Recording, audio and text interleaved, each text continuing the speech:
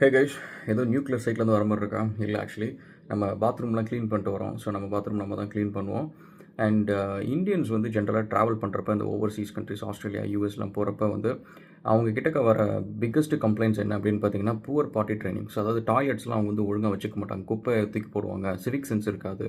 இப்படின்ற மாதிரி நம்ம மேலே வந்து கொஞ்சம் ஹேட் வரும், கொஞ்சம்லாம் நிறையவே வரும். நீங்கள் உடனே வந்து மற்ற கம்யூனிட்டிலாம் அப்படி இல்லையா, மற்ற ஏஷியன் கம்யூனிட்டிலாம் ஓகேவா அப்படின்ட்டு. எல்லா ஏஷியன் கம்யூனிட்டியும் இந்த ப்ராப்ளம் இருக்குது. பட் நம்ம ப்ராப்ளத்தை நம்ம ஃபோக்கஸ் பண்ணுவோம். இதுக்கு வந்து முக்கிய காரணம் அப்படின்னு நீங்கள் பார்த்தீங்க அப்படின்னா வந்து, வீட்டில் வந்து பசங்களை வந்து இந்த வேலை செய்ய விடாமல் இருக்கிறதுக்கு முக்கிய காரணம் அந்த பங்கு அம்மாவுக்கு தான் போய் சேரும். ஸோ அதுதான் அந்த அதே பிள்ளைங்க தான் வளர்ந்து வந்து டாய்லெட்டை க்ளீனாக வச்சுக்கணும் அப்படின்ற ஒரு விஷயத்த வந்து பண்ணுறது ரொம்ப கஷ்டமாக இருக்கும். ஸோ அதனால் தட்ஸ் ஒன் திங். அண்ட் ஒரு சின்ன டிட்பிட் இன்ஃபர்மேஷன், நீங்கள் வந்து ஹோட்டல்ஸில் எங்கேயாவது தங்குனீங்க அப்படின்னா அங்கே இருக்கிற டவலை யூஸ் பண்ணாதீங்க. சொந்தமாக டவல் எடுத்துகிட்டு போங்க. அந்த டவல் வச்சு தான் வாஷ் பேஷன், டாய்லெட்லாம் சம்டைம்ஸ் துடைப்பாங்க.